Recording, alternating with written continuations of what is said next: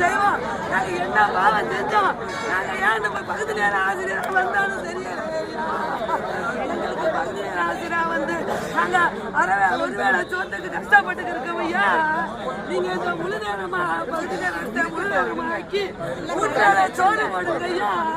3 வேளை சோறு போடுங்க ஐயா. எங்க பிள்ளைனா அரை வேளை சாப்பாடு தான் யாரு ஒரு வேளை சாப்பாட்டோட இருக்குது ஐயா. நீங்க 3 வேளை சோறு போடுங்க தானே ஐயா கேக்குறோம்.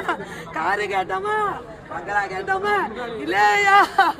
எங்களுக்கு 3 வேளை சோத்துக்கு வழி பண்ணியா?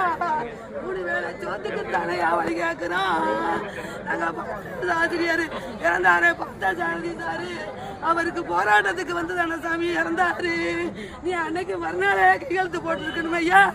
நீ போடலை ஐயா. இப்போ மறுபடியும் நாங்க ஒவ்வொருத்தல இப்படி படிகளே ஆகுறோம் ஐயா. நல்லா இருப்பீங்க உங்க வம்சம் நல்லா இருக்கு. எங்க வம்சத்துக்கு 3 வேளை சோறு போடுங்க சாமி. சோறு போடுங்க.